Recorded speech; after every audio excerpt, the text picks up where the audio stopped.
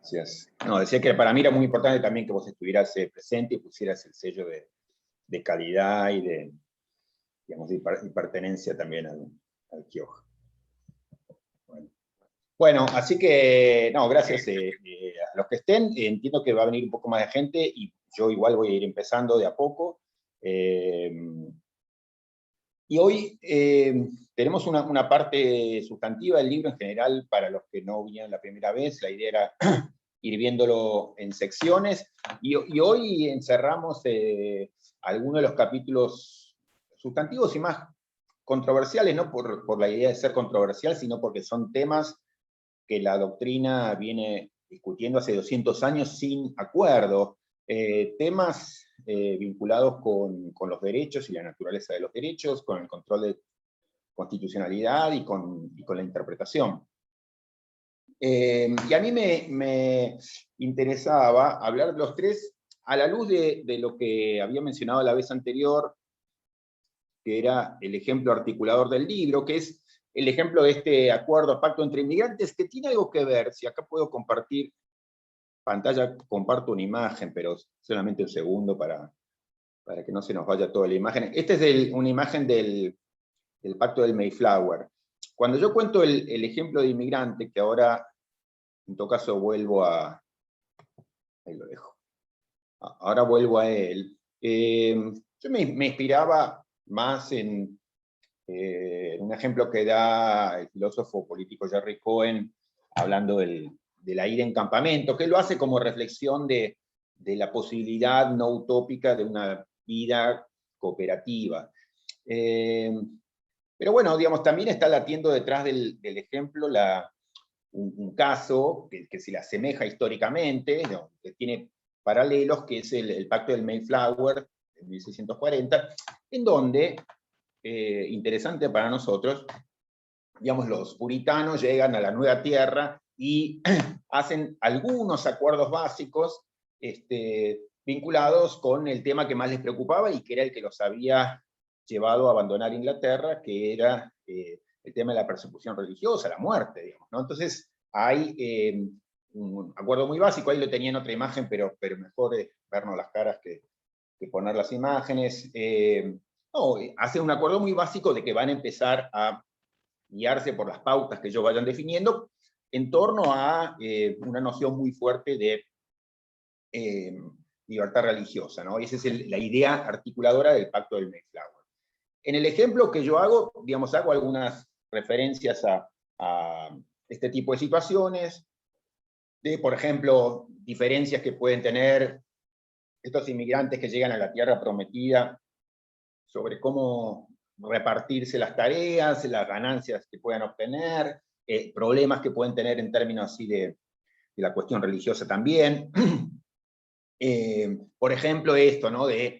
Bueno, podían decir, y descansaremos el séptimo día, digamos, o descansaremos el domingo, cosas así, y bueno, y luego andando se dan cuenta de que, bueno, una de las personas que estaba en el barco y que no se dejó escuchar, era, por ejemplo, de una religión que lo que quería era, o lo que necesitaba era descansar, no sé, pongamos el día sábado, y entonces qué hacer con eso, etcétera, etcétera.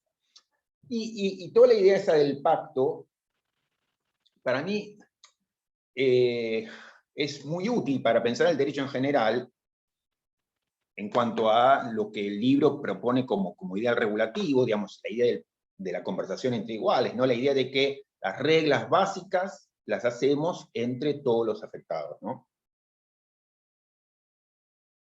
Y eso, y después vuelvo sobre este punto también, es compatible con la idea de que, bueno, en el largo plazo vamos a hacer muchos más, y entonces, bueno, vamos a tener que dividir tareas de otro modo, porque no vamos a estar todos juntos, reuniéndonos, no sé, cada futuro fin de semana para ver cómo están las cosas y para repensarlo. Si aparece algún problema, reunirnos especialmente, no podemos volver a juntarnos todos, entonces es compatible con que, digamos, desde la pretensión de hacer un acuerdo entre iguales, resultado de una conversación entre todos, lleguemos a un punto en que somos tantos, ha tenido tanto éxito el emprendimiento que decidimos dividirnos tareas, ¿no? Pero Digamos, parto de esa situación inicial de pacto, de acuerdo conversado, de acuerdo entre iguales, para tenerlo como background, para pensar estos tres que son los,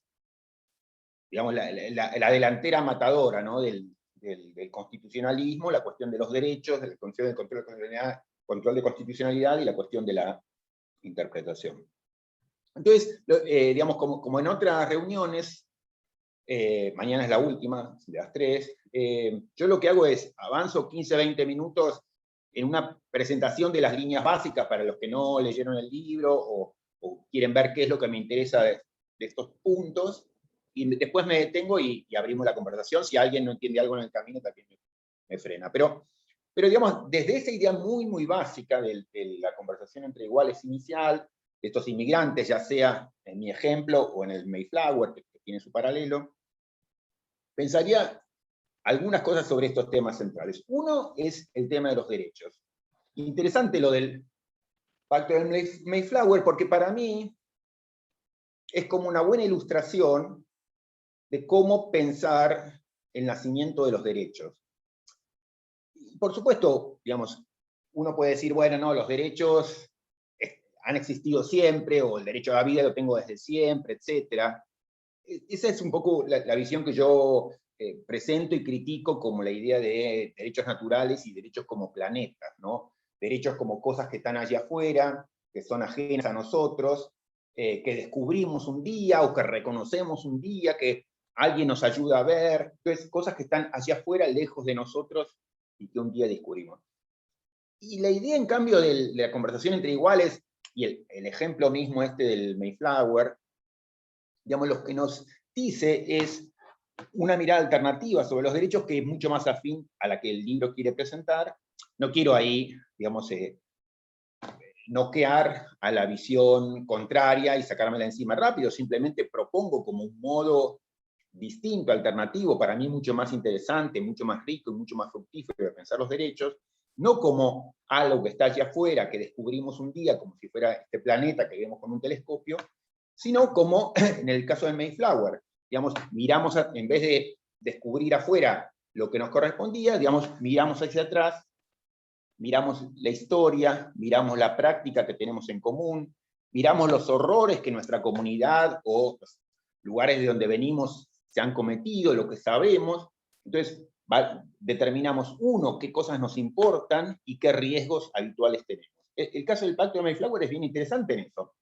Otra vez, no necesito entrar a la cuestión metafísica, sino esta idea, digamos, en términos de una constitución o un acuerdo como el del Mayflower, puede decir, desde aquí en más, como ya hemos sufrido demasiado, como ya sabemos lo que es la práctica habitual, como conocemos los horrores de nuestra historia común o compartida, o de la experiencia humana que compartimos, en este caso, digamos, venían de distintos lados y todos ellos habían sido perseguidos, habían sufrido esa persecución, todos ellos estaban dispuestos a escaparse a una tierra desconocida porque tal era el costo, la amenaza de permanecer en su tierra, que dicen, bueno, desde ahora en más, el fundamento esencial, que no es el único, pero es central en nuestra vida futura en común, es el cuidado mutuo, el respeto mutuo en términos de las convicciones religiosas, ¿no? Y eso para mí es como un hermoso ejemplo del derecho retomando la experiencia histórica y, digamos, convicciones compartidas acerca de qué es lo importante. Nos importa muchísimo cuidar este interés extendido de convicciones religiosas diferentes y no queremos nunca más que se repita ese horror que hemos conocido en nuestra historia. Entonces, frente a eso decimos libertad religiosa. Eso no es el reconocimiento de lo que estaba allá afuera, sino el mirar hacia atrás y aprender de nuestra historia y del reconocimiento de cuáles son nuestras convicciones básicas. Bueno, esa para mí es una mirada interesante sobre los derechos, que con cierta controversia, pero que yo veo muy presente, y ya lo hemos comentado con varios de ustedes en otras oportunidades. La primera línea del libro, yo creo más importante, que escribe Carlos Nino sobre ética y derechos humanos, no la primera línea metafórica, sino la primera línea actual, real, es los derechos humanos son la principal creación de la humanidad, son la principal creación de nuestro tiempo. Esta idea, digamos, muy distinta de una idea que la doctrina de los derechos naturales ha ido asumiendo como el punto de partida de entendimientos muy extendidos sobre el derecho. Yo creo que buena parte de la doctrina sigue abrazando ese tipo de entendimiento que tiene consecuencias, yo diría, en muchos sentidos muy preocupantes. Desde ahí paso una brevísima reflexión sobre otro tema súper controversial, en un punto más controversial porque institucionalmente ha generado más rispideces, en lo otro yo creo que se ha ido poniendo entre paréntesis, aunque tiene implicaciones tremendas sacar ese paréntesis, pero se ha ido poniendo entre paréntesis la cuestión del origen de los derechos. La cuestión institucional del control judicial nos aparece, del control de constitucionalidad nos aparece cotidianamente y genera rispideces irresueltas de hace más de 200 años. Y yo, digamos, ahí retomaría otra de las cuestiones que mencionaba cuando mencionaba el ejemplo del Mayflower o el ejemplo del Pacto de los Inmigrantes, que es la división del trabajo.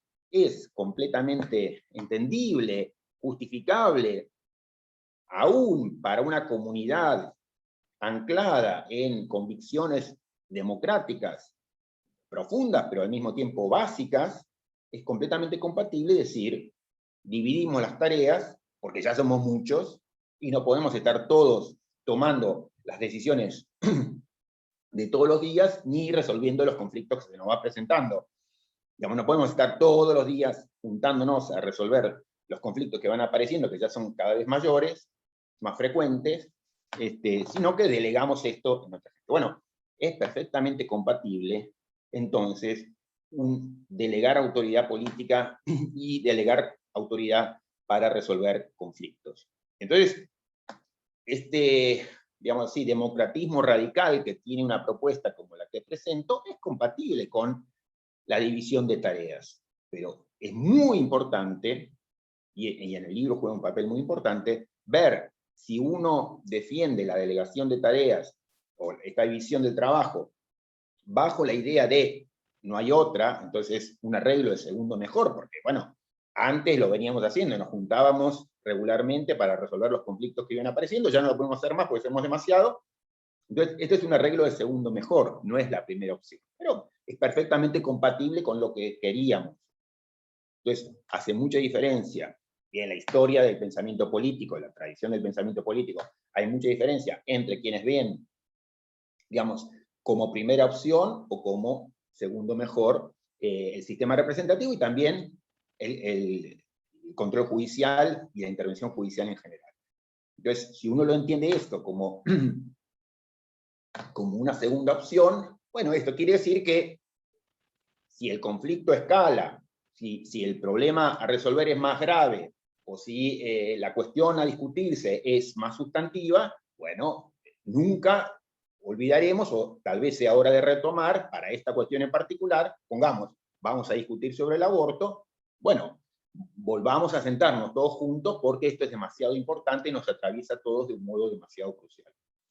Si se trata del problema de la administración de las cosas, como diría alguno, entonces mantenemos ese tipo de delegación. Entonces,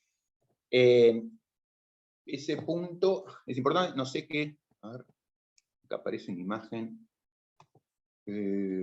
¿Todos ven ahí una imagen que yo no he colocado? ¿Me escuchan? Sí, sí, te escuchamos y sí se ve una imagen. Alguien compartió pantalla ahí, ¿eh? Sí, sí, alguien compartió pantalla. Bueno.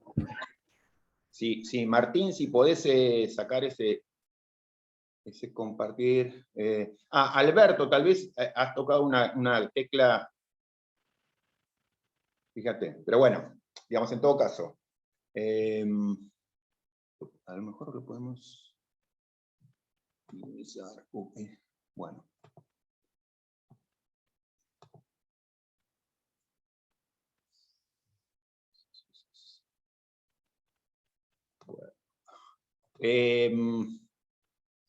Vamos a hacer.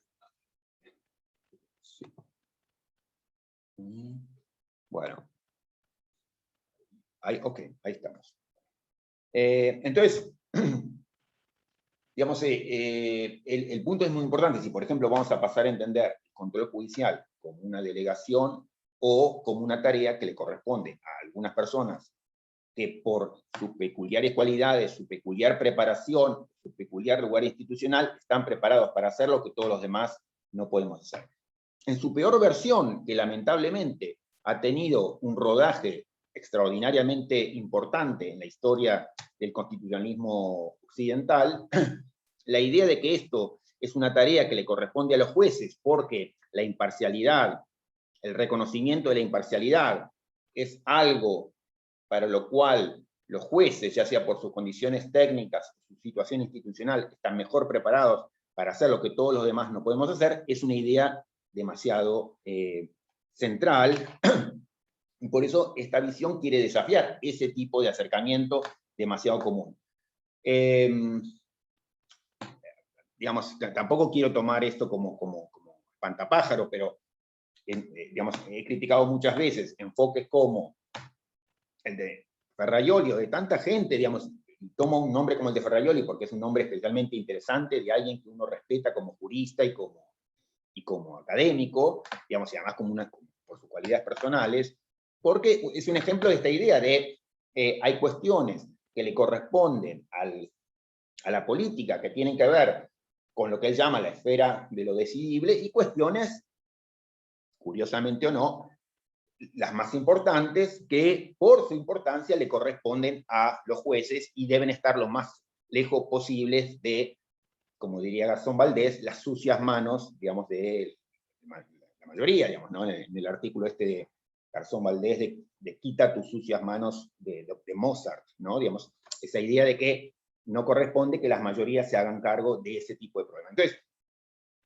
la idea que propicia la conversación entre iguales sobre el control judicial es muy distante de esa, que es una doctrina liberal, interesante, muy importante, con enorme impacto todavía hoy en América Latina y en los tribunales superiores de América Latina. La idea de que, digamos, los jueces están allí y merecen hacer el control de este tipo de cuestiones porque tienen una situación institucional o una preparación o una condición personal que les hace susceptible de no caer en los apresuramientos, digamos, o irracionalidades o apasionamientos que son comunes en la mayoría de la gente, ¿no? Entonces, está vinculado normalmente con un modo de entender la imparcialidad, un modo de entender la racionalidad, etc. Entonces, bueno, hay infinidad de cuestiones que discutir sobre la cuestión del control judicial, pero para retomar algunos de los ejemplos que yo daba, yo creo que, digamos, uno puede pensar, otra vez, que por división del trabajo puede justificarse que los jueces sean los encargados de determinar si Juan mató a Pedro o si Pepe le pagó a María su alquiler y ver los comprobantes, etcétera. ¿Cómo es compatible eso con decir, bueno, si el problema que está por ser resuelto es de una entidad pública que nos interesa particularmente, etcétera, que yo diría son problemas, digamos, de primera importancia pública, que son los problemas de relevancia, de verberación, digamos así, constitucional? Bueno, estos son problemas que no nos olvidemos que, digamos, somos nosotros los dueños de esa reflexión, somos los que tenemos que hacernos cargo de esa reflexión. Y en ese sentido, esto va de la mano con, y es lo último que voy diciendo, con los modos de pensar e interpretar el derecho.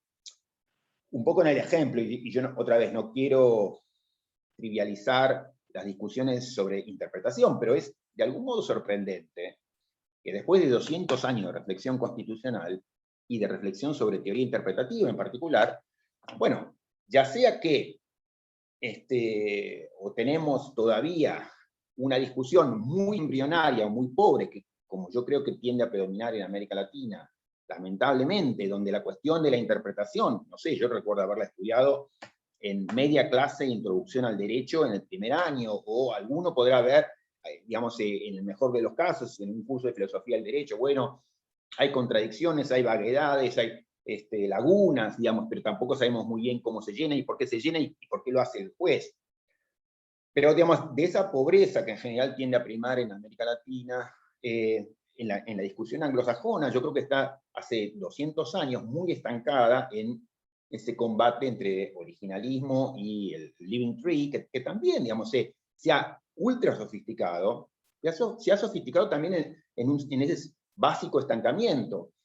Y lo que yo decía, digamos, en el ejemplo del libro, es que si, no sé, María un día nos dice, pero miren, ustedes están, digamos, descansando el domingo, yo en cambio por mis convicciones religiosas siempre descansábamos el sábado, a mí esto me viene muy mal, me toca muy fuerte en mis convicciones, es un problema grande para mí, digamos, dependiendo del caso de que se trate.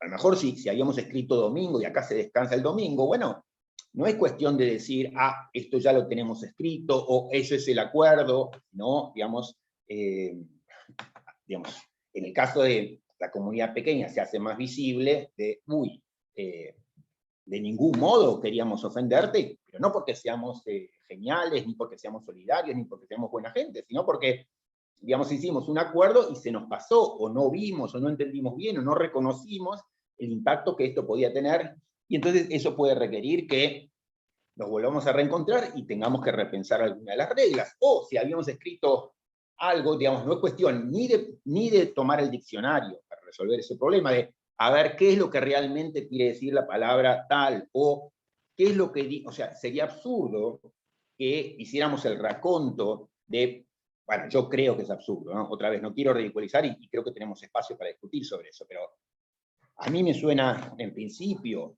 absurdo que la discusión pasara a ser, pero ¿te acuerdas que, no sé, Nicola se levantó y dijo tal otra cosa? Pero Pedro había dicho aquel día, pero yo encontré una carta escrita por Juancito o Ana María que dijo tal otra cosa.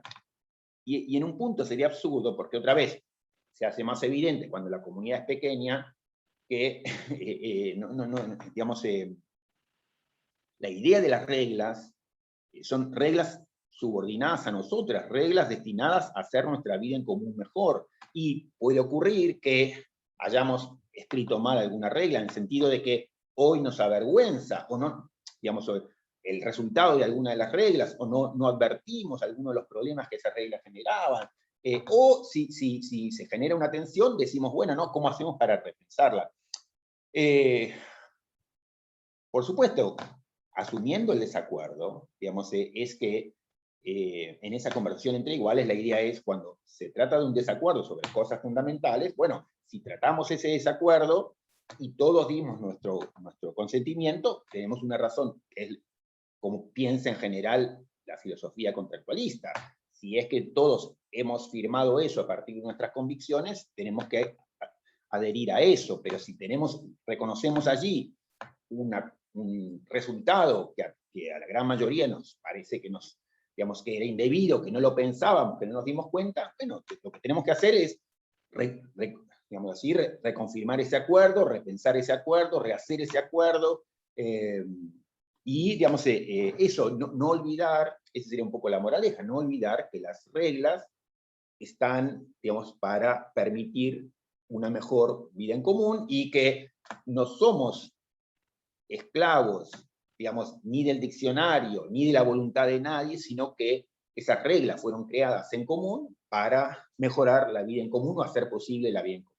Pues, eso es compatible con desacuerdos. Si el desacuerdo se mantiene, a lo mejor tenemos que mantener la cuestión abierta, o a lo mejor tenemos que seguir discutiendo en el futuro, pero otra vez, yo creo que sería deshonrar la tarea que nos propusimos al fijar algunas reglas, que más que deshonrar, sería ridiculizar que nos pongamos a utilizar la gran mayoría de las técnicas interpretativas que hoy se utilizan, ¿no? Tenía acá al lado un texto de los últimos de los libros de Waldron, ¿no? Hablando sobre, digamos, no es casual que alguien que tiene un compromiso, digamos así, democrático de fondo, llegue a esta misma conclusión sobre las interpretaciones, ¿no? Como se ha ido desarrollando, dice él, unas teorías sobre interpretación extraordinariamente sofisticadas, pero, dice, morally destructive esoteric legalism, ¿no? Como moralmente distractivos legalismos esotéricos, ¿no? Esta idea que yo comparto de que como que tanto las reglas como la interpretación de las reglas se nos ha ido de las manos, y hoy, digamos, es lo que Marx llamaba la alienación, ¿no? Entonces, lo que hemos creado para organizar nuestra vida en común termina dominándonos y estamos siendo esclavos de ver qué es, cómo leer mejor, qué hacer, qué análisis de carbono 14 ponerle atrás de las reglas de la Constitución, del Pacto del Mayflower, para ver si sale efectivamente, digamos, tal cosa o tal otra, ¿no? Y otra vez, perdiendo de vista que las reglas, si tienen sentido para permitir nuestra vida. Entonces, bueno, lo que diría es eso, es reivindicar, digamos, como línea de acercamiento, este acercamiento basado en el ideal de la conversación entre iguales, que entiendo que es muy fructífero para pensar temas básicos, tanto en este caso de derechos, control judicial e interpretación.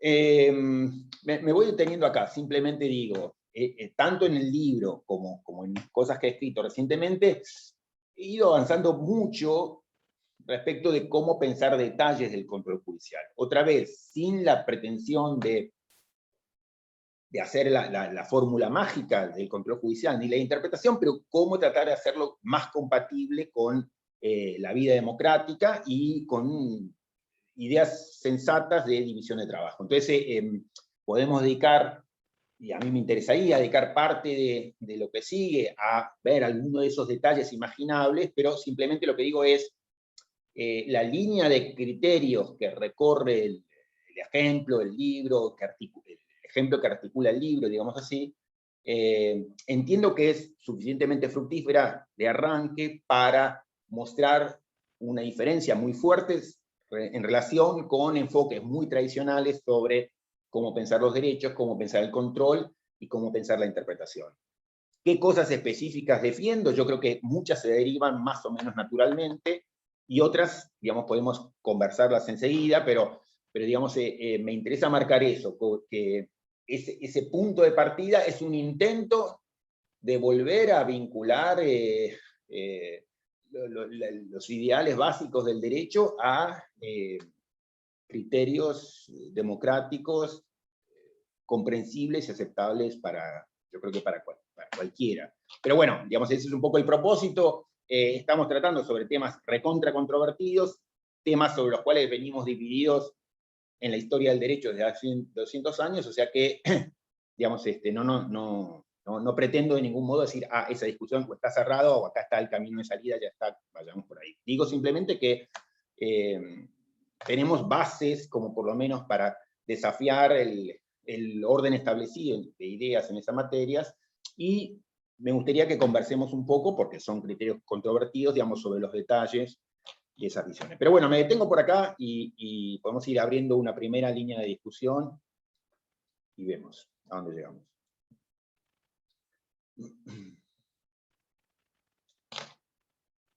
Lo veo al profesor Maurino, me gustaría escucharlo. Le voy a provocar. No, pero si has visto parte de las cosas que digo al respecto, me gustaría ver una, y después le paso la palabra a Lisandro. Me estaba preparando para escuchar, pero bueno, voy a tener que hablar. Está bien, una idea y vamos a ver. Para Tengo- romper el hielo y vamos a ver. No, excelente. Es una pregunta para ver hasta dónde llegan tu ideal regulativo, Roberto. Que me parece tan fascinante y tan fructífero para imaginar cosas, etcétera, que es como muy estimulante. Pero mi pregunta puntual es si el ideal de la conversación entre iguales lo diseñás o lo ves como un asunto para ver quiénes somos los agentes de la decisión pública o de las decisiones comunitarias, y cómo procedimentalizamos las tomas de decisiones en distintos momentos, etcétera, o si vos estás dispuesto a dar un paso más, que podríamos llamar sustantivo, en términos de una idea de igualdad tipo a la Dworkin, de igualdad de consideración y respeto, etcétera, como estándar sustantivo como concepto general que compartimos. O si es como, bueno, no quiero llegar a tanto porque eso es otra vez esoterismo, diría Waldron, y tus puntos son más bien de quiénes somos la comunidad, cómo nos comunicamos y cómo procedimentalizamos nuestra forma. Ahí no me quedaba claro en tu texto porque yo puedo irme para cualquier lado guiado por la idea y quería ver vos mismo cómo, hasta dónde la llevás o hasta dónde la quisieras llevar. Por un lado, gracias. Por un lado, yo me veo, digamos, como haciendo un texto que es, en buena medida, reacción frente a cantidad de descontentos y disconformidades que tengo frente a mucho de la mejor de la doctrina que me rodea. Disconformidad sobre cómo se ha venido pensando el control judicial, disconformidad sobre la cuestión de la interpretación, disconformidad sobre cómo se piensa la representación. Acabamos de tener en Argentina elecciones, estamos todos interpretando, a ver, cuando se votó a este candidato, ¿se habrá querido apoyar lo que dice en materia económica, lo que dice en materia de seguridad? Y apareció una persona con una herramienta, un arma acá, y otra persona que dijo tal cosa que estaba... Eso, digamos, tiene mucho que ver con lo que Waldron sobre control judicial e interpretación habla como esoterismo, que yo creo que es extensible a la política, ¿no? Que me parece eso como que se nos ha ido de las manos, y que, digamos, otra vez, el ideal regulativo lo que viene a hacer es un intento, un llamado de atención, una respuesta a partir de esa desconformidad y un intento de volver a bajar a la tierra la discusión, vinculándola con ideas, yo creo que por un lado controvertibles, pero no enloquecidas de democracia, que nos vuelvan a encauzar la discusión en todas estas áreas de un modo sensato, asequible, ¿no? Porque eso, yo creo que realmente, digamos, me fascinaba leer a Waldron en esa materia, que es tal vez el autor más citado en el libro, aun cuando yo tengo un montón de disidencias con él, porque es eso, comparto esa perplejidad frente a lo que veo como un derecho que se ha ido de las manos, ¿no? Que es eso, que está hoy a merced de una sofisticación esotérica, o de la nada, pero digamos, tal vez más preocupante es eso, cuando llega a esas sofisticaciones. Y entonces, es decir, no, mira, digamos, hay déficit que tienen que ver con el modo en que hemos perdido esta idea de que son cosas que tenemos que conversar, y no decidir mañana en una elección, sin pensarlo, convocadas de arriba para abajo, ni digamos, asumir que otros están mejor situados porque han estudiado mucho, digamos, interpretación constitucional, etcétera, etcétera. Entonces, por un lado es eso, es una expresión de disconformidad y un intento de romper este esoterismo que ha ido tomando, digamos, cada vez más fuerza, tanto en la política como en el modo de pensar los conflictos, digamos, que resuelven los jueces. No, y hace también la confianza de que en esa idea que quiere estar anclada en un sentido común, asequible a cualquiera, que es sobre los problemas, digamos, en una comunidad, obviamente, digamos, nos tenemos que poner a conversar, y criterios que a lo mejor tuvieron sentido años atrás, que era, bueno, no, decide el patriarca porque es el más viejo, o decide aquel porque, digamos, sabe leer y escribir, o decide aquel porque un día habló con el ministro, qué sé yo, digamos, son ridículos. Entonces, reivindicar el lugar de la conversación entre iguales. Y por eso, entonces, es sustantivo en cuanto que hay un compromiso básico con una idea de igualdad y con una idea particular de democracia,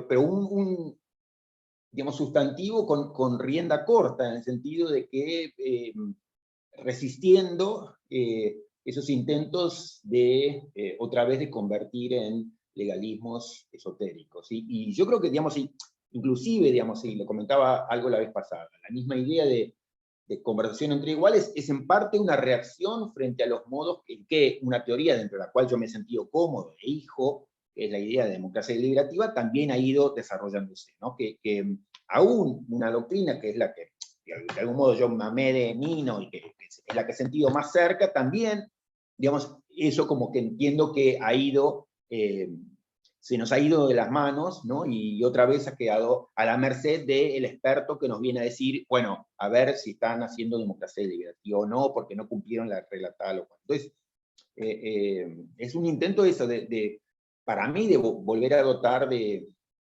sustancia, pero de sentido común, finalmente, al derecho, ¿no? Pero bueno, digamos, con una visión que creo que no escapa a intuiciones comunes. De hecho, lo último que digo, de respuesta a Gustavo, digamos, la primera idea teórica con la que arranca el libro es eso que yo llamaba la vez pasada, que está en el libro, digamos, la disonancia democrática, que es una intuición básica, que es nuestras instituciones se forjaron bajo una idea de democracia muy propia del siglo XVIII, entendiblemente, digamos, y hoy, que era, el supuesto era la gran mayoría de las personas, por una razón u otra, ya sea porque no saben leer y escribir, ya sea porque están excluidas de hecho o de derecho, digamos, el derecho queda en manos de muy pocos.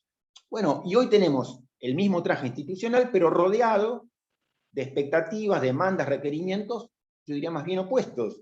No quiere decir que tengamos razón, pero tenemos una idea extendida, muy compartida, de que somos los dueños de lo que pasa, y entonces hay un problema si hay tipos ahí que se están llevando todo el dinero, o que no nos consultan, o que toman decisiones, y nosotros simplemente tenemos que ser espectadores. Entonces, esa disonancia, esa perplejidad que se crea, tiene que ver con esto, con que se ha ido extendiendo hoy el sentido común, la idea de que somos dueños. Entonces hay esa idea de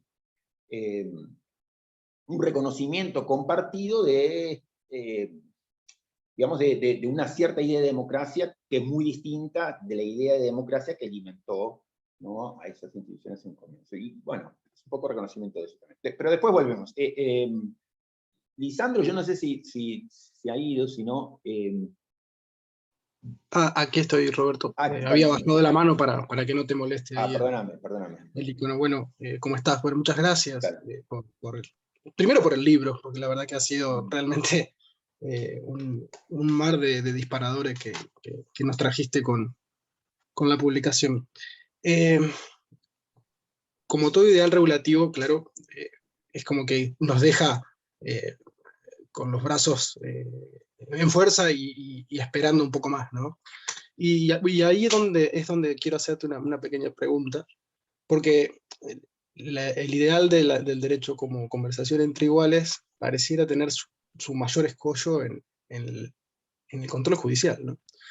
Y la pregunta es si podrían ayudarnos las tesis de volver a las tesis del constitucionalismo popular, ¿no? Ir en contra de la supremacía judicial y otorgarle a la comunidad la posibilidad de asignarle sentido, digamos, a la Constitución.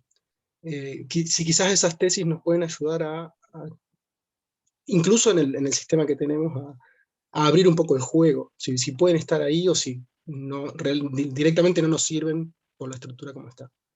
Es eso, muy, muy cortito. Dale, no, a ver, mirá, Lisandro, no, por un lado te diría que sí, pero con una gran aclaración previa. Yo creo que hay como un gran malentendido, y yo espero no haber contribuido a eso, sobre el significado, lo que quiere decir el constitucionalismo popular, ¿no? Digamos, porque uno dice, constitucionalismo popular, bueno, ya está la respuesta, pero en general, digamos, el constitucionalismo popular engloba muy poca gente, y parte del núcleo central dijo explícitamente que, pienso, no sé, en Post y Siegel, por ejemplo, que están dentro del grupo fundador de lo que se llamó así, bueno, ellos como reivindican un papel muy central a los jueces. Lo que dicen, que no es mi visión, pero lo que ellos dicen en todo caso es, no, pero debemos empezar a reconocer y darle lugar al hecho de que, bueno, miremos, no sé,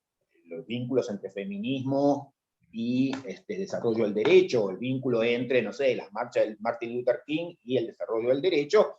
Esto es, ellos como herederos, digamos así, de Robert Cover, digamos, de esa idea de miren cómo los movimientos sociales van haciendo derecho, y qué sé yo. En ese sentido, hay algo que es efectivamente un intento de mostrar que hay mucho más vínculo, o sea, que esto no forma parte ni del escándalo ni del problema, sino que del modo natural en que se desarrolla el derecho. Ahora, yo creo que en tu pregunta está supuesta una idea de cuál es la visión normativa que defiende el constitucionalismo popular, y eso yo creo que no lo defiende casi nadie, ni siquiera Larry Kramer, que sería un poco el origen, digamos, de esa idea más de... O sea, Larry Kramer en realidad lo que hace es un punto, yo creo, histórico, que es decir, hey, vengo leyendo hace 80 años, o no sé cuántos años tiene, bastante menos, pero dice que vengo leyendo toda la vida que los jueces son de los que desde el momento fundacional, y yo veo que leo la historia y me parece que pasó otra cosa, porque desde un comienzo había un entendimiento muy distinto sobre cuál debía ser la relación entre comunidad y derecho. Entonces, es como, yo diría, más que nada un reclamo histórico. Entonces, por eso, mi incidencia o mi reacción frente a tu punto, Lisandro, es que asumí, me parecía, una visión sobre lo que dice el constitucionalismo popular, que la verdad que no suele decirlo, pero que creo que en general, como creo que, sobre todo en América Latina, como estamos tan ávidos de un derecho menos elitista, entonces escuchamos constitucionalismo popular y nos entusiasmamos asumiendo que dice lo que no dice. Bueno, pero aclarado eso, que es, le estamos normalmente atribuyendo al constitucionalismo popular algo que no es, ni siquiera en sus versiones más fuertes. Hay alguna, digamos, que puede coincidir más con esa intuición, pero diría en general no, en los autores centrales. Lo que viene a decir el ideal de la conversación entre iguales al respecto es que las cuestiones sustantivas deben ser resueltas comunitariamente, colectivamente, y en eso también, digamos, yo creo que pretende ser un desafío también a la doctrina predominante, porque me parece, y eso el libro lo dice, y ocupa un lugar importante, lo que a mí me interesa decir desde el libro, que parte de la doctrina que a mí más me entusiasma, incluyendo Waldron, digamos, con el cual me separo en las últimas páginas del libro, es esta idea de que la reivindicación de la política frente a la justicia, la reivindicación de la política democrática frente al control judicial, en Waldron termina o tiene como estación última el Congreso. Y eso lo dice explícitamente, digamos, en este libro, que no lo digo acusatoriamente, sino que es una posición distinta, que es básicamente la posición de Nadia Urbinati, que es en el que se inspira para esto, y es la idea de que es el Congreso en una sociedad dividida, de desacuerdos, qué sé yo, el que tiene que tomar estas decisiones. Yo creo que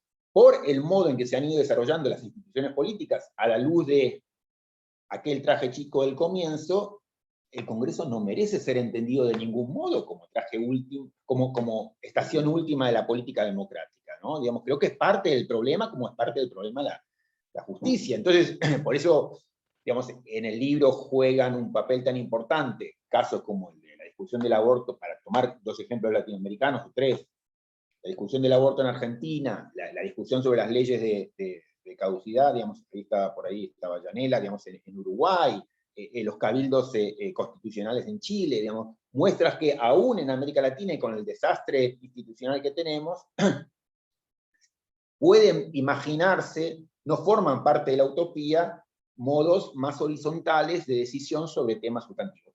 Aborto, constitución, cómo juzgamos, cómo atendemos, cómo resolvemos, cómo pensamos los problemas, digamos, de violaciones masivas de derechos humanos. Esos tres temas tremendos, súper trágicos, súper difíciles, han sido tratados en América Latina con modos problemáticos y demás, pero de un modo, ha habido oportunidades posibilidades de tratarlo de modo horizontal, y eso no forma parte del horror, sino para mí de lo más interesante que dio el derecho latinoamericano. Entonces, es ese tipo de reivindicación. Hay lugar para eso, y eso es decir que, otra vez, resistir tanto la idea ferrarioliana de la esfera de lo indecidible, como aún la idea waldroniana o tashnetiana del Congreso como última estación del debate democrático. Ana, Tomás, Alejandro, Ana. Hola Roberto, ¿cómo estás? ¿Cómo estás? ¿Qué tal? ¿Estás allá afuera? Sí. No, tenía algunas inquietudes. Nada. En primer lugar, me entusiasma mucho la idea y la propuesta del diálogo entre iguales, pero me genera cierta inquietud qué es lo que pasa con el diálogo entre iguales en un contexto internacional está bien, sé que estamos pensando, ¿no?, en el plano latinoamericano y pensamos en, Sí. en una propuesta que vaya más allá del elitismo judicial que estamos acostumbrados en Latinoamérica, pero ¿qué pasa cuando estamos en un contexto internacional donde nos encontramos frente al avance de democracias iliberales, como lo que está pasando en Polonia, en Hungría? ¿Qué pasa con los derechos que fueron conseguidos como parte de conquistas sociales, en una situación donde el panorama político parece totalmente negro? O sea, no me quiero parar del lado ferrayoliano de hablar de derechos intocables, ni de, ni de No, sí, derechos sí. naturales, ni del otro lado, pero creo que, no sé, o en mi opinión creo que sería conveniente quizás, no sé, pensar en una práctica de diálogo, teniendo en cuenta un poco también el panorama de lo que está ocurriendo, la tendencia política, ¿no? Porque, bueno, nada, esa era mi inquietud. Sí, no, bárbaro. No, a ver, me parece, es una pregunta súper importante. Hace unos días me hacía una pregunta similar un amigo que también respeto un montón, que es Víctor Ferreres. Pero yo creo, digamos, el punto del ideal regulativo es tener un lugar desde donde criticar y hacia donde ir, digamos, y de ningún modo es, o sea, porque eso sería la negación del ideal regulativo, pretender que, bueno, mañana entonces hacemos, nos ponemos a hablar todos en la calle, o, digamos, tomar cómo están las sociedades y de ahí vamos para adelante. No, eso no tiene nada que ver digamos, con un diálogo entre iguales. Estamos situados en situaciones de fuerte desigualdad, porque tenemos acceso muy distinto a los medios de comunicación, porque un montón de gente no accede al foro público, y mucho de lo que, no sé, que escribí sobre protesta y demás, viene en línea con esa reflexión, que es, hay demasiada gente que no puede acceder al foro público por razones ajenas a su responsabilidad. Entonces decir, bueno, abrimos las puertas, ya, póngase a discutir el que quiera, es una irresponsabilidad total. Bueno, entonces, eso, el ideal regulativo de ningún modo quiere decir es una fotografía de la realidad, no, es un parámetro desde donde criticar la realidad. Y casos como el de Polonia y demás, o sea, no son imputables obviamente al ideal regulativo. El ideal regulativo me da una buena base para decir esto es el horror y por qué es un horror y hacia dónde ir. Porque uno podría decir, bueno, entonces ahí está decidiendo todo, no sé, Orbán o Erdogan. Bueno, hagámoslo con un plebiscito. No, de ningún modo, porque en unas condiciones en donde un tipo controla digamos, los diarios, o no hay voces opositoras que se puedan ser accesibles a todos, bueno, digamos, no, o a lo mejor lo que hay que hacer es pelear contra eso, o asumir que, reconocer que digamos, los modos de la organización de la comunicación tienen que cambiar algo, digamos, reconocer que parte del problema está ahí. O sea, no es imputable al ideal de la conversación entre iguales que haya estos casos de horror. Esos casos de horror los enfrentaremos como podamos. No, qué sé yo, sí. No, perdón, no era mi intención decir que era imputable, Ale. No, ya sé, pero ¿cómo pensar? Porque uno podría decir también, bueno, a ver, en todo caso, digamos, pongo esta nota al pie y lo dejo para más adelante, porque hay una cosa que es súper importante que tiene que ver con cómo pensar el derecho. Yo creo que una manera de pensar el derecho que es tributaria de lo que yo quiero decir en el libro y que tiene que ver con un movimiento que muchos estamos haciendo es, como Anne Waldron, digamos, es pensar el derecho más contextualizadamente, ¿no? Entonces uno podría decir, digamos, para mí hay un episodio muy bonito que es como, digamos, el de la visita de Waldron a Colombia, ¿no? Porque era como digamos, el que había sido consagrado como el símbolo de la crítica al control judicial, yendo a hablar a la Corte Constitucional colombiana, que era como símbolo de lo que los ferrayolianos, o en general los defensores del control judicial, toman como un ideal realizado en la práctica, ¿no? De una corte que está haciendo lo que uno querría, o que muchos querrían que se haga. Entonces, por supuesto que uno puede decir, digamos, qué sé yo, estamos no sé, en cierto momento de la historia de Colombia. y la persona que entra en política desde la izquierda es muerta. Los luchadores de derechos humanos, digamos, tienen que ocultarse porque los persiguen. El Parlamento está tomado por, bueno, por supuesto que en condiciones de catástrofe institucional, si aparece cualquier institución, digamos, que a partir de reglas más o menos visibles para los demás, trata de establecer, bueno, por supuesto uno dice, bueno, en ese tipo de condiciones catastróficas, uno celebra que aparezca esta decisión. Pero el libro también diría, digamos, hay modos de la intervención judicial, ya sea por los remedios que use o los procedimientos que toma, que son consistentes con una función judicial al servicio del diálogo colectivo. Mi problema es que yo creo que no, digamos, no oficiaría eso en abstracto porque no veo que haya las condiciones que permitan que este tipo de arreglos se conviertan en estables mañana, o que duren hasta mañana. O sea, porque entiendo que las condiciones son tales que los jueces pueden hacer esto mañana y pasado mañana hacer exactamente lo contrario. Y eso es un problema.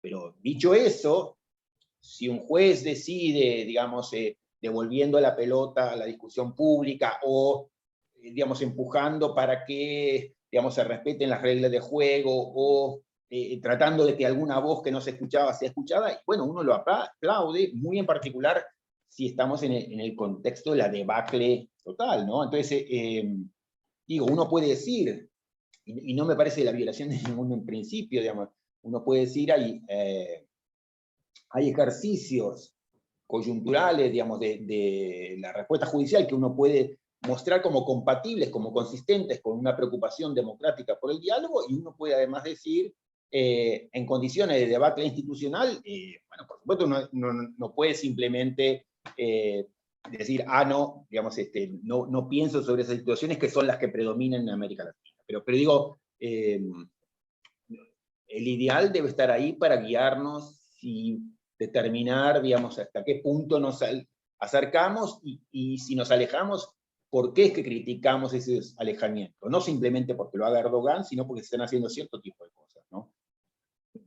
Eso diría. Pero en todo caso, digamos, rescato también lo que decís en este llamado de atención a pensar contextualizadamente. Lo que yo creo, y es la última nota al pie que digo de lo tuyo, que es, para retomar el ejemplo de Colombia, muchos colegas, amigos colombianos, a partir, digamos, de que el funcionamiento de la Corte algunos años les interesó, caen en el error en el que cayeron, yo creo que parte de los doctrinarios norteamericanos, Owen Fitz incluido, digamos, de la gente que más admiro en el derecho norteamericano, decir, la Corte Warren es posible, entonces todo el poder a la Corte.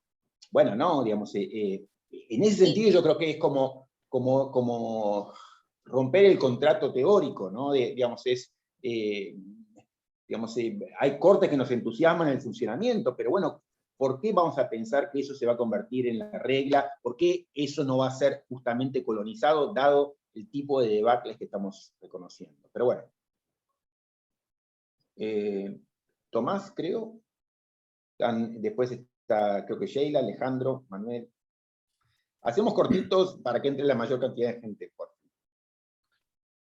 Sí, bueno, primero muchas gracias, Roberto. La verdad que el libro está interesantísimo y comparto muchísimo tu posición. Ahora voy a ser medio de abogado del diablo como para tener algo para discutir, pero mi pregunta se relaciona un poco con lo que le decías a Gustavo acerca del nivel sustantivo también que tiene el ideal de la conversación entre iguales. Y vos en algún sentido lo planteás como una alternativa a esta idea de derechos como planetas, ¿no?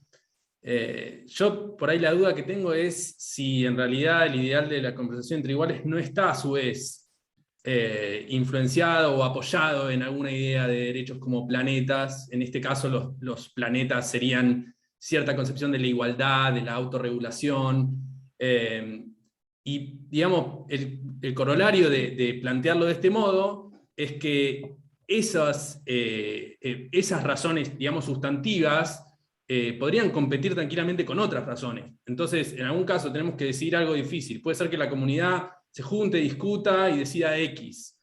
Y X está apoyado también por tales razones morales, pero esas razones morales quizás pueden ser derrotadas por otras razones morales que no tienen por ahí que ver con el hecho de que nos sentamos a discutir. Entonces, digamos, ¿hasta qué punto la misma dinámica de la discusión moral no nos lleva hacia cierta concepción de los derechos como planetas? Esa sería un poco la... No, primero una cosa sobre igualdad, digamos, o sea,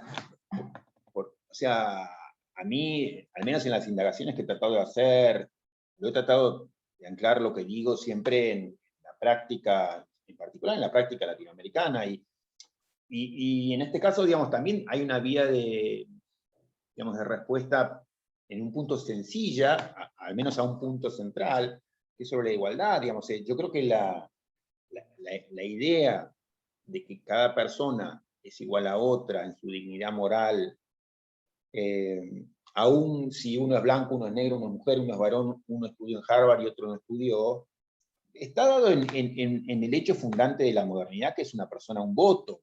Esa idea, que es una idea que recorre todo Occidente, es una idea recontra remil potente, que está muy instalada como intuición súper básica, y yo me puedo parar ahí tranquilamente y decir, mirá, ese es el tipo de punto de partida, como Rawls podría decir, me paro en la idea de, no sé, los niños no deben ser torturados. Bueno, en eso estamos todos de acuerdo, qué sé yo, un inocente, no, eso es una aberración. Bueno, hay un punto de partida, para mí, sencillo, y hay que ver, digamos, yo lo que diría es, mira, eso tiene una potencia enorme y merece que pensemos un poquito más sobre eso, pero es un punto de vista compartido, no es, digamos, que yo propongo, bueno, entendámonos como iguales cuando todos sabemos que somos desiguales. No, mira, todos estamos parados, todo Occidente está parado sobre la idea, digamos, de una persona, un voto. ¿Y eso por qué? Si hay gente que estudió más, si hay gente que estudió menos.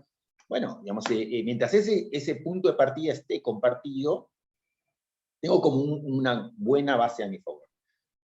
No, luego es, lo que vos decís es un poquito, la segunda parte de lo que decís es un poco lo que es propio de la dinámica del desacuerdo. Digamos, yo recién escuchaba a uno de los candidatos más de derecha que fue electo diciendo, bueno, ahora, digamos, si queremos conversar, pero conversemos, justamente decía eso, ¿no? Si vamos a conversar, bueno, pero ya hay cosas que digamos, se tienen que ser asumidas como, por todos, como por ejemplo, no sé si dijo, no el derecho a portar armas, pero cosas por el estilo, digamos, ¿no? De esta cosa de, bueno, todos los delincuentes, no sé qué, barbaridad, y qué sé yo. Bueno, digamos que es, a partir de la idea compartida por todos, de que todos tenemos una igualdad básica, que nos pone en una situación equiparable, aunque uno sea mujer, varón, estudió mucho, estudió poco, blanco, negro, pero luego disentimos, y lo que para Juan Pérez o para este político es obvio, para mí es obvio lo contrario, y entonces, digamos, lo pondría en esos términos de ¿qué vamos a hacer? Qué mala suerte que estamos en desacuerdo en cosas muy básicas. Bueno, y en vez de que vos, como asumís que esto está, digamos, te parece obvio, ganás vos, no, mirá, yo pienso lo contrario. Entonces, ¿qué hacemos en una sociedad de iguales cuando disentimos? Bueno, qué sé yo, o sea, yo creo que podemos avanzar muchísimo en el desacuerdo, manteniendo el desacuerdo abierto en muchas cosas, y muchas otras cosas, bueno, como ahí otra vez, para el caso uruguayo, y vamos discutiendo, llegamos a un acuerdo, parte de la sociedad que no le gustó el acuerdo se enoja, vuelve a insistir, vuelve a pedir que lo repensemos, bueno, lo volvemos a abrir. No va a pasar así con todos los temas, ¿no? Para los que se asustan, el derecho tiene que tener autoridad, el derecho es orden, o el derecho, digamos, requiere decisión. Bueno, pero puede ser, como pasaba en ese caso de Uruguay, o como pasaba también en el caso de Argentina, digamos, en temas de derechos humanos, que hay cosas que estamos muy en desacuerdo y nos importan muchísimo, y bueno, discutimos un montón de distinto modo, y después llegamos a un acuerdo, y después reabrimos ese acuerdo, y lo volvemos a pensar, ¿y qué va a hacer? Y posiblemente, por ejemplo, con el tema del aborto en Argentina vuelva a pasar así, que dentro de unos años o dentro de un tiempo se vuelva a abrir la discusión del aborto y se repiense esa ley, y no forma parte del escándalo, forma parte, digamos, de lo que podemos ver como una conversación. Entonces, frente a eso yo diría simplemente no hay otra que reconocer que hay temas que nos importan muchísimo y que tenemos posiciones muy instaladas, muy diferentes. ¿Qué vamos a hacer con eso? Tenemos que seguir adelante. Con muchos de los acuerdos podemos convivir con el desacuerdo abierto, pero en muchos otros temas necesitamos decidirlos y bueno, y puede ser que cambiemos de opinión colectivamente durante unos años, o dentro de unos años. No veo otra que esa, pero bueno. Sheila, Alejandro, Manuel. No sé si era. ¿Quién era? ¿Manuel? ¿Manuel primero? Bueno, dale. Me parece que estaba Alejandro. Alejandro. Alejandro primero. Alejandro, Sheila, Manuel, perdóname. Bueno, gracias igual. Bueno, me quedo pensando en ya ahora me quedo pensando en lo que están hablando Tomás y Roberto, y Mauricio anteriormente, o Gustavo, perdón, Maurino, sí. Lo que intuyo es que, un poco a partir de Atria también, es que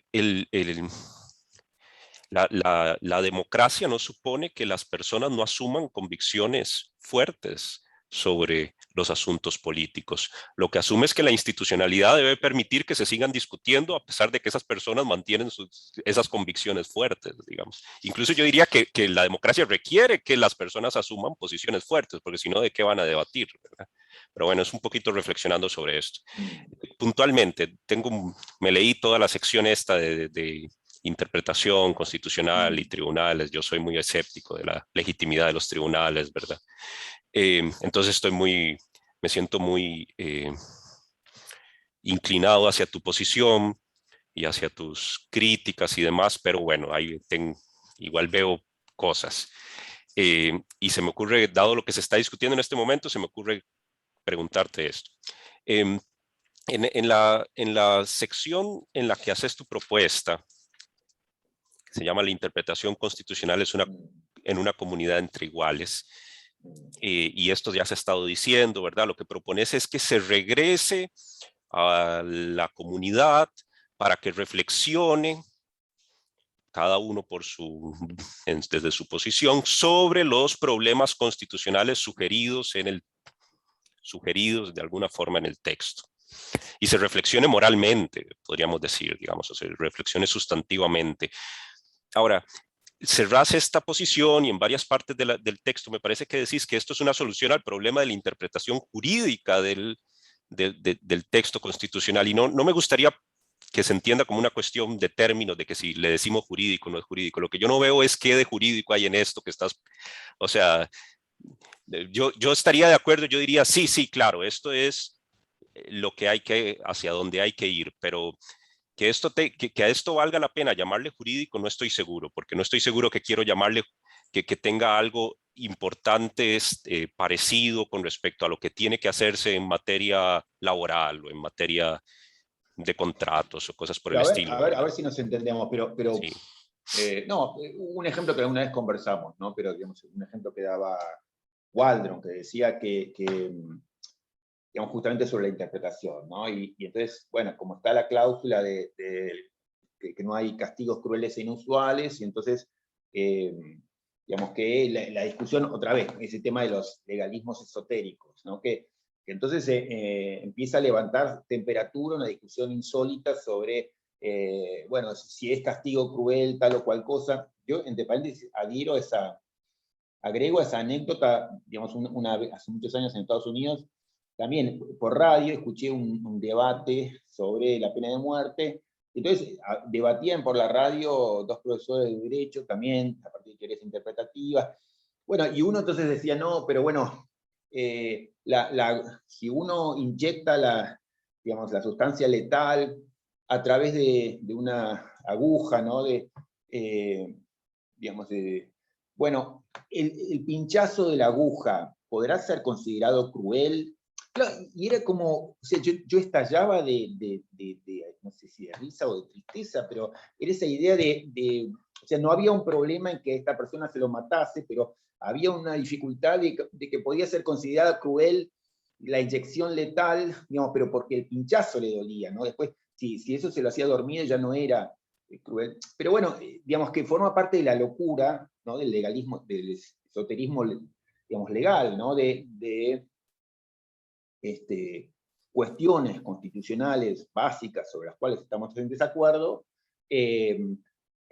Lo que decía Waldron, su corolario era, ¿por qué en vez de poner a hacer un análisis de carbono 14 acerca de si cruel e inusual significa esto o lo otro, no sacar la discusión francamente y decimos qué queremos hacer respecto a esta cuestión, ¿no? Entonces él lo pensaba, ¿por qué en el Parlamento no ponemos a debatir a ver qué queremos hacer con esto, en vez de entresacar si realmente la palabra cruel incluye el pinchazo, ¿no? Entonces, que eso de un juez pensando a ver, que nos diga, no, mira, tengo un estudio científico sobre qué. Bueno, entonces, creo es jurídico totalmente. ¿Por qué? Porque la Constitución, cualquier Constitución se compromete con afirmaciones básicas de contenido moral, si querés decirle, sobre las cuales disentimos, que tienen contenido abierto, y sobre cómo darle contenido, cómo precisar ese contenido. Bueno, digamos, en muchísimos casos, por ejemplo, típicamente privacidad, disentimos qué quiere decir privacidad. Entonces, la discusión del aborto es una discusión sobre el artículo 19, en parte, y bueno, y es una discusión jurídica, y es una discusión moral, y es una discusión filosófica, ¿no? Pero no veo problema, entiendo que no queremos hacer la cuestión de la palabrita jurídico, pero me parece que es una discusión filosófica, jurídica, moral, etc. No veo ningún problema en eso.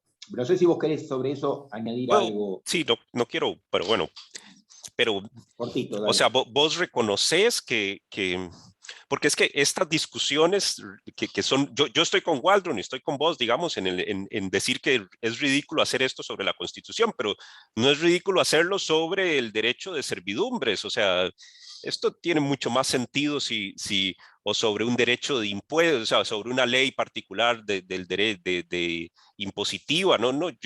Yo no espero que la práctica jurídica, o sea, yo diría que la práctica jurídica está haciendo algo que es totalmente incorrecto para ella, si sobre el derecho de impuestos se pone a reflexionar sustantivamente sobre lo que deberían ser los... Alejandro, nada digamos, de un eso, poco en la digamos. línea de lo que decíamos antes. O sea, hay un montón de discusiones en donde la gran mayoría de nosotros podría decir, pero no me rompan la paciencia, digamos, quiero ir a jugar a la pelota con mi hijo, o a mirar televisión, digamos, y no me rompa no me moleste, déjame tranquilo. Pero eso tiene que ver con lo que hablábamos de división del trabajo. O sea, todos entendemos que es totalmente sensato en una sociedad democrática que, bueno, nos interesa la política, nos interesan muchas discusiones, pero también nos interesa vivir tranquilos, que no nos molestan.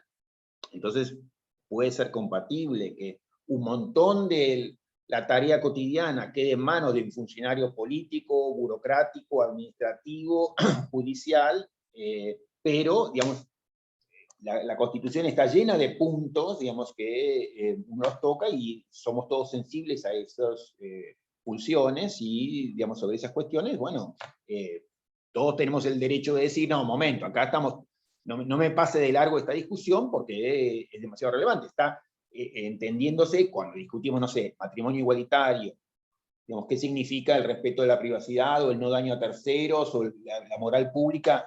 Bueno, a ver, pará, no me saques de esa discusión porque me importa mucho, a algunos se le va la vida en eso. Entonces, no, es simplemente reconocer eso, que es compatible, digamos, una defensa del control judicial en términos de división del trabajo, y eso implica mucho con que las discusiones sustantivas de fondo sobre las cuales cuestiones constitucionales en las que estamos en desacuerdo las pensamos colectivamente.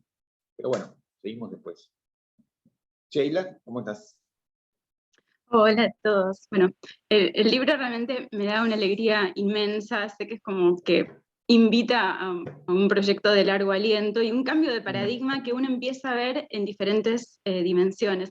En relación a lo que planteaba Ana de la dimensión internacional, hace un mes, en octubre empezó la primera asamblea ciudadana global en el contexto de la COP26, o sea, la cumbre climática, que fue una iniciativa impulsada por algunas organizaciones de innovación política, una organización danesa, etc., y van a seguir sesionando hasta marzo del año que viene. Gente, digamos, de diferentes países, inclusive no democráticos, que en ciertos casos también tienen protección especial para tener cierto anonimato en su participación.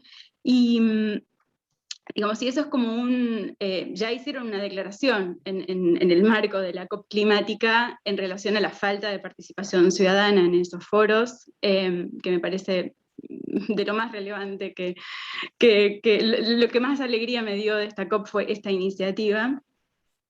Y por otra parte, esta noción, digamos, esta democratización se ve también en un cambio de paradigma, no solo en el derecho, sino al interior de toda la ciencia, en foros que normalmente serían incluso considerados muchísimo más técnicos, ¿no? Digamos, empieza a haber como la noción de democracia técnica, autores como Michel Calón, que se centran en la noción de controversia, sobre todo en temas con impactos ambientales, donde aparecen estos foros híbridos, donde, digamos, y la distinción entre científicos y no científicos empieza a ser cuestionada. Autores como Michel Latour hablan de una simetría y de un continuum en el conocimiento es decir, el científico como parte de esa co-construcción de redes de conocimiento.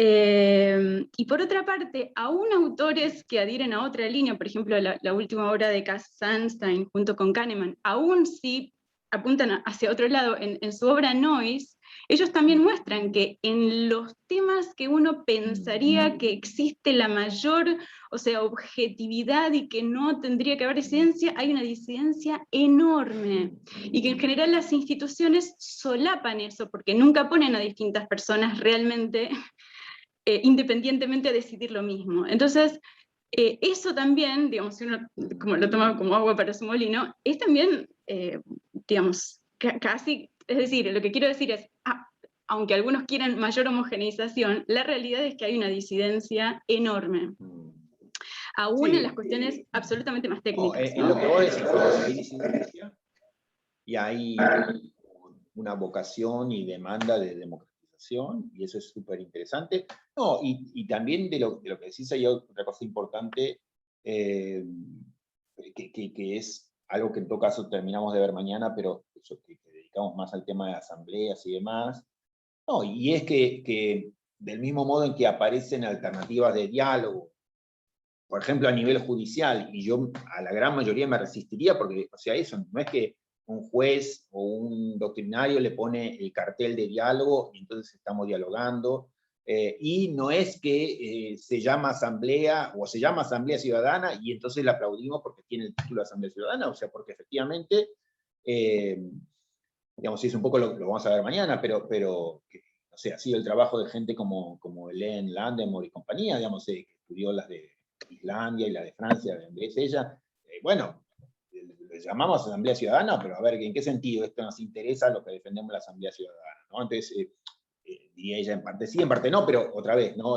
Estar súper alerta porque, como efectivamente, yo creo que es un momento, entre comillas, democrático, en el sentido de que hay un sentir democrático compartido, entonces hay un reconocimiento en general de que ideas como diálogo judicial, constitucionalismo dialógico caen muy bien, ¿no? Y la cuestión mañana asamblea también ha caído muy bien, o en muchos ámbitos caen muy bien. Entonces, a partir de eso, los que buscan legitimidad, digamos, enseguida van corriendo a ponerse la máscara y ponen el cartel en la puerta, acá estamos haciendo diálogo judicial, esto es constitucionalismo dialógico, y entonces eso sí, es súper importante mantener la posición crítica, porque efectivamente, y yo creo que es un poco de las últimas cosas que ahí dice el libro, que es, o sea, hay estas alternativas interesantes, pero el riesgo de que lo viejo colonice lo nuevo, o que impida o colonice lo nuevo, son altísimos, y lo vemos en muchas de las alternativas interesantes que han ido apareciendo, ¿no? Pero no sé si quieres agregar alguna cosa, Sheila. No, digo, incluso también se comparan, en esta iniciativa se comparan, por ejemplo, lo que fue la Asamblea Ciudadana en Francia, de lo que fue la Asamblea Ciudadana en Gran Bretaña, y que en Gran Bretaña estaba todo casi como prehecho por expertos, y casi que la Asamblea Ciudadana tenía que, bueno, elegir entre las opciones, con mucho menos presupuesto, y prácticamente era como, en cambio, la Asamblea Francesa tuvo, como no sé, 10 veces o 20 veces más presupuesto y con muchísima mayor libertad, y fue mucho más innovadora, en ese sentido, o sea, como que también las reglas, digamos, las reglas o la libertad que se da también predetermina un poco cuáles van a ser los resultados. Y lo último, en relación a lo de Ana, yo no es que haya seguido así detenidamente el caso de Polonia, pero sé que hace varios años que hay masivas protestas ciudadanas sobre distintos temas, sobre mujeres en relación al aborto, en relación, digamos, la cuestión no es, digamos, dejar a un ejecutivo sin ningún control, o sea, no es el checks and balances o sea, sacar digamos, al judicial y dejar al ejecutivo solo, digamos, esa no es la propuesta, obviamente, y eso también tiene el correlato con lo que pasa al interior, digamos, esas protestas ciudadanas también dan cuenta de que algo no está Estoy de acuerdo. funcionando. No, y una bien. cosa más, digamos de lo que habías dicho, que en todo caso también vemos mañana, pero yo creo que de lo interesante que hay en este panorama atractivo y preocupante, digamos, sobre las asambleas, es como que se ha ido dando a nivel internacional una práctica en donde uno lo que ve es que las nuevas experiencias aprenden de las viejas, ¿no? Entonces ha habido, por un lado, ese aprendizaje, por otro lado, digamos, también así hay esa avidez de colonizar, pero digamos, por parte de lo establecido, pero uno, no sé, mañana hago un mínimo raconto, pero es bien interesante ver eso de cómo, digamos, se han ido dando en distintos países, en distinto tiempo, en un lapso de 20 años, experiencias asamblearias, y, digamos, ha habido mucho de aprendizaje, de corregir el error, que esto en Islandia salió mal, ¿no? Y ahora mismo en Chile yo lo veo, eso digamos, de prestar mucha atención, pero en Irlanda, ¿qué estuvo pasando? ¿Por qué salió esto mal en Irlanda? Y eso forma parte, bueno, del optimista dentro de un panorama ambiguo, ¿no? Sí. Pero bueno. Último puntín.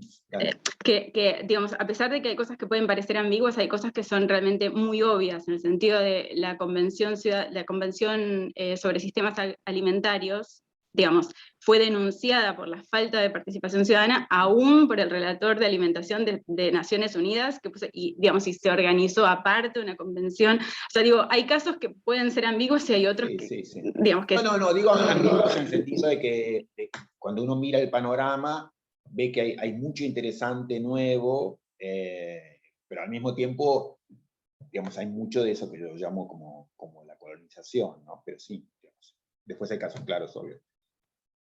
Manuel. Sí, ¿cómo estás, Roberto? Gracias, Manuel. Yo como quiero hacer como una pregunta sobre el tema de derechos, quizás, sobre...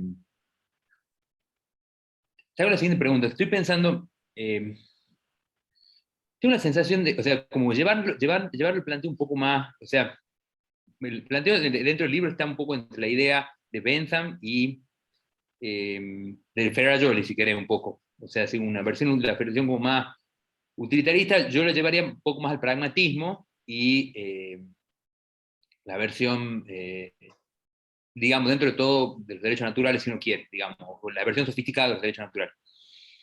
Yo tengo la siguiente pregunta, o sea, yo tengo la sensación, siendo que tiendo a estar en acuerdo con los pragmatistas y con los utilitaristas,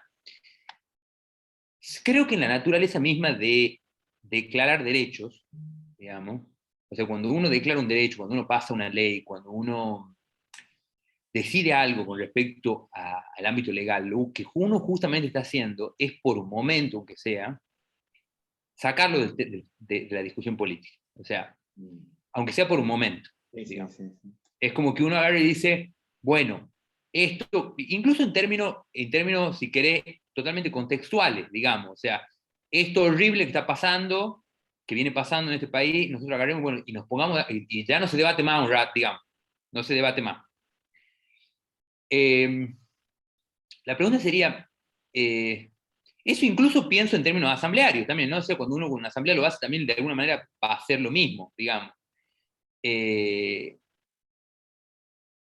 Dentro del diálogo entre iguales es como, hay un punto en que uno también tiene que pensar que hay cosas, no sé si la seguridad jurídica es un término muy, muy interesante para vos, o en general, pero digamos, quizá puede ser, digamos, quiero decir, creo que hay algo en la previsibilidad de la ley que es importante, o que vale la pena, por lo menos, tenerlo en cuenta. Digamos, si si vos te imaginas algo en el ideal regulativo del diálogo No, entre iguales que tenga que ver con eso. No, está buenísimo, mirá.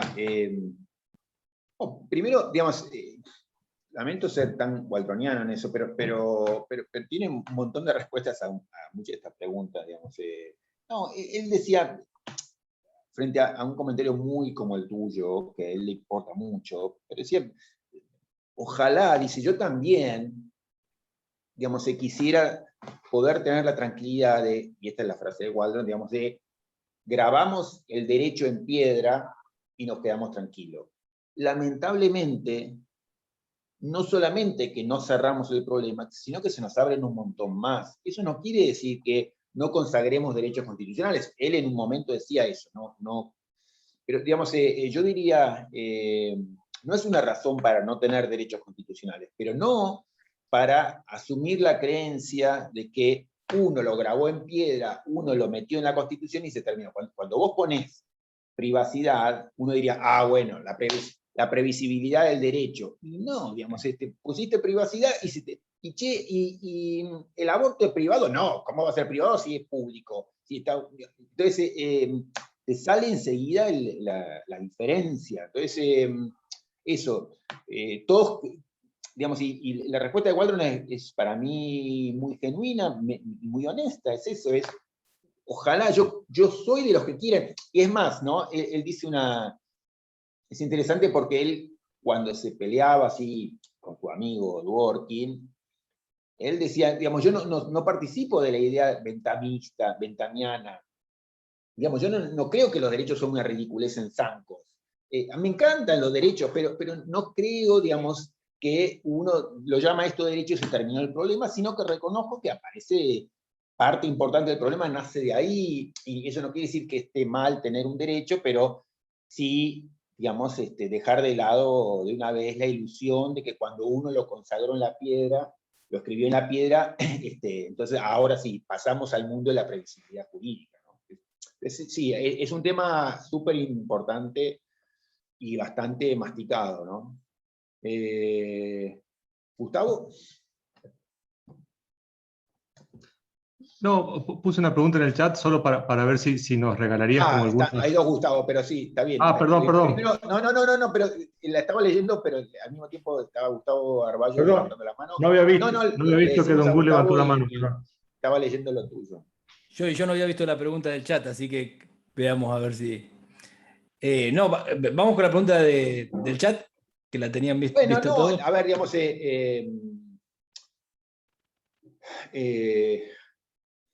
no, yo creo que es lo que me propongo para el próximo tiempo.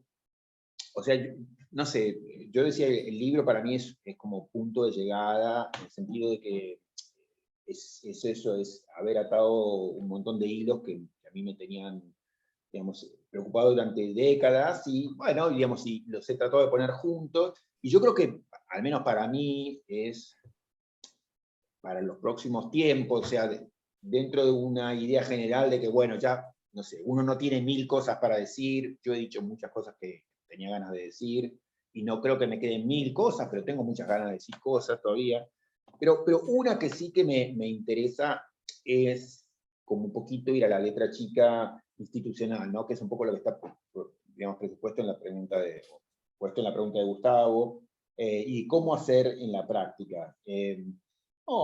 Digamos, una primera cosa sobre ese terreno de interpretación e instituciones, yo creo que otra vez se ha ido dando un diálogo entre la práctica y la teoría relativamente fructífero, porque hoy sabemos que, por ejemplo, en términos de intervención judicial, hay modos posibles de la intervención judicial, hay procedimientos posibles de la decisión judicial que son interesantes y que son reivindicables en términos de una preocupación por el diálogo democrático, del mismo modo que hay remedios que pueden utilizar para dar sus respuestas los jueces, que también son interesantes en términos...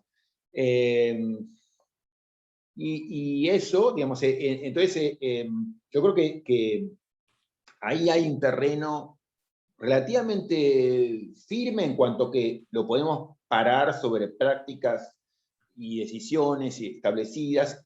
Yo creo que, digamos, entonces, hay caminos visibles. Hay una discusión, sin embargo, de fondo, que es la que a mí también me gustaría encarar, que es cómo estabilizar esto, por ejemplo, dando algunas reglas y algunos incentivos, porque hoy sabemos que los jueces pueden adoptar procesos de decisión interesantes o utilizar remedios de respuesta en sus respuestas interesantes, pero no tenemos ninguna garantía de que los vayan a utilizar mañana.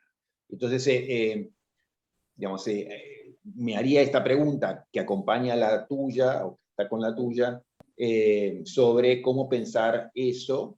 No, digamos, una respuesta pequeñita y sencilla sería, bueno, qué sé yo, por ejemplo, no sé, hay algunas cosas, o sea, para tomar un ejemplo de algo que en algún momento me pareció súper importante y hoy, digamos, lo miro más escépticamente, pero las audiencias públicas desde el Congreso o desde la justicia, bueno, si no están reguladas en absoluto o si quedan en las manos discrecionales del Congreso o de la justicia, cómo las llevan adelante, y eso va a tender a funcionar reafirmando los peores rasgos de lo que ya teníamos. Entonces, bueno, la regulación de esto de un modo de evitar la discrecionalidad, y bueno, puede ayudar a que esa herramienta no sea simplemente una excusa de los poderes establecidos para seguir haciendo lo que hacían, pero ahora reclamando legitimidad democrática.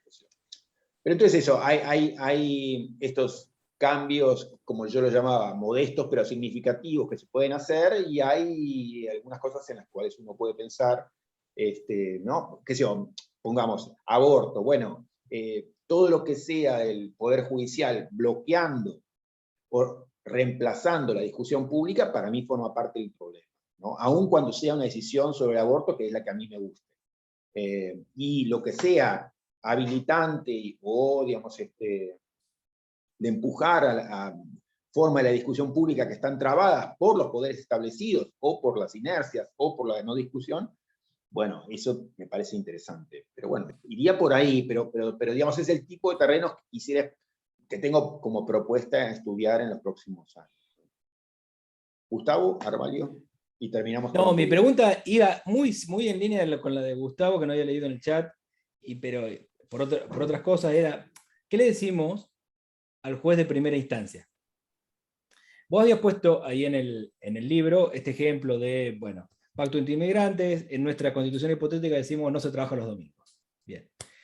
Con el tiempo, porque todos somos de una religión que no trabaja los domingos, con el tiempo se incorpora más gente y resulta que hay otro que dice, no, yo no quiero trabajar el sábado.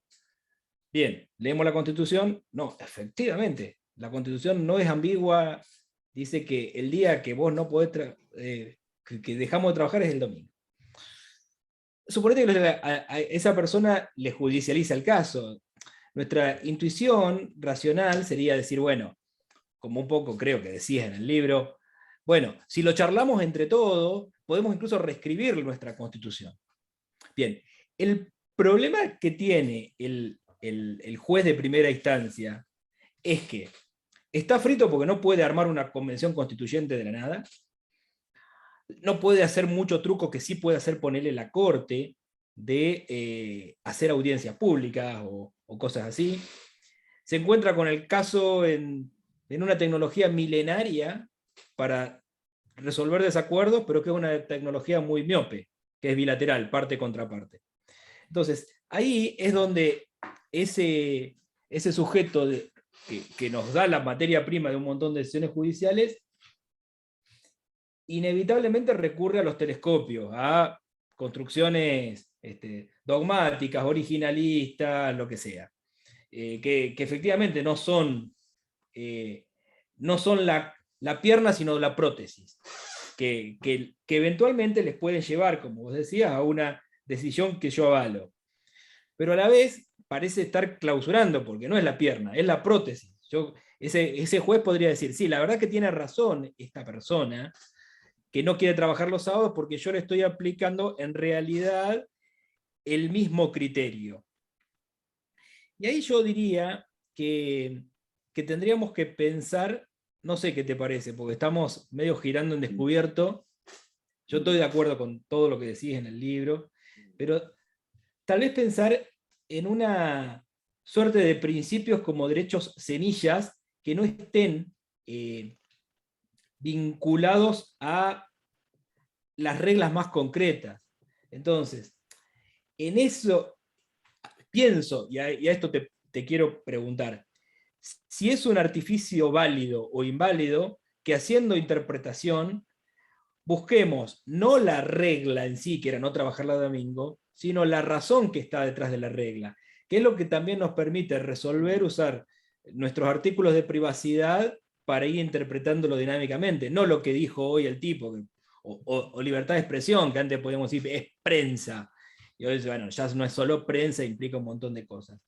Este tipo de cuestiones, que no son elucubraciones al voleo, sino que son falsables, ¿te parece razonable que se pueda usar desde el ángulo judicial? No, a ver, mira, digamos, diría dos cosas sobre la pregunta, llamémoslo así, la pregunta del juez de primera instancia. Una como criterio general, o sea, porque hay al menos dos puntos para mí muy importantes, sobre los cuales al menos yo quisiera decir algo.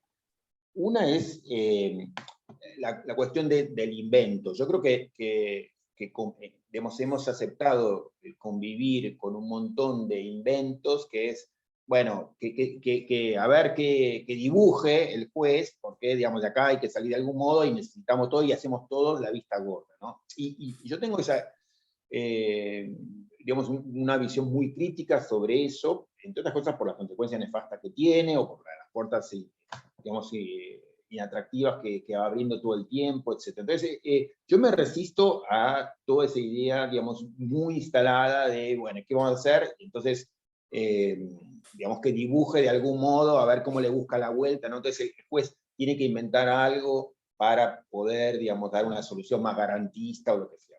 Entonces, por un lado eso, que creo que está muy instalado en la doctrina y la práctica judicial, ¿no? Que es el dibujamos, total, nadie digamos, todos entendemos que hay que hacerlo. Y la otra es que, digamos, y en eso sería en parte un desafío lo que señalabas, en cuanto que simplemente presupone algo que es la vida cotidiana, que es, bueno, todos los jueces hoy se asumen habilitados para decidir sobre todo lo que tiene que ver con la Constitución. Y yo creo que digamos, yo diría, no es que el juez tiene que sentirse habilitado para decidir sobre todo, y hay un montón de conflictos que les damos a ellos para que resuelvan, digamos, conflictos de familia, qué hacer con digamos, el menor, digamos, o esta adopción, si la certificamos o no, o si este robo, digamos, está probado que lo hizo tal persona o tal. Hay 200.000 conflictos que los jueces merecen asumir por razones de división del trabajo sin problema. Ahora, yo creo que los problemas sustantivos planteados por la Constitución y cómo entenderla, no le corresponde al juez de primera instancia, digamos, ser el que dice, bueno, yo te voy a decir y lo voy a tratar de inventar. No, es un problema porque eso tiene que ver con nuestros acuerdos básicos y no sos vos, digamos, el que tiene que estar a cargo de esa respuesta, sino que es una tarea que nos corresponde, digamos, y no está concentrada ni en el juez, ni en el comisario, ni en el legislador tal, ni en el presidente, ¿no? Entonces, eso yo creo que resistiría la asunción compartida que, además de las miles de tareas que les delegamos en tren de división del trabajo, al juez de familia, al juez comercial, al juez laboral, y qué sé yo, y que nadie puede tener ningún problema en que la tengan ellos, digamos, y hay otras cuestiones de envergadura constitucional que no tienen que estar, y no tenemos que asumir, ni tenemos que dejar, ni tenemos que simplemente convivir con la idea de que, bueno, la decide el juez de primera instancia. No, ahí está algo en juego demasiado central para todos y, digamos, merece ser discutido, pensado en otro nivel, ¿no? Eso diría. Pero bueno, digamos, es el tipo de, digamos así, de cuestionamiento realista que el libro, a mí, digamos, me interesa, ¿no? De cómo pensar eso en la práctica concreta, efectiva, mañana, y bueno, digamos, estoy en tren de pensar al menos un montón de cosas, pero diría como principios generales eso, ¿no? Che, bueno, estamos un poquito excedidos de tiempo. Mañana tenemos la última sesión para quienes estén. Un millón de gracias. Para mí un súper lujo tenerlos a ustedes como conversadores. Así que infinitas gracias, digamos, por lo que puedan aparecer y preguntar, comentar. Así que digamos, más honrado imposible. O sea que es el mejor homenaje que puede tener el libro, tenerlos a ustedes. Bueno, gracias. Nos vemos mañana con los que estén.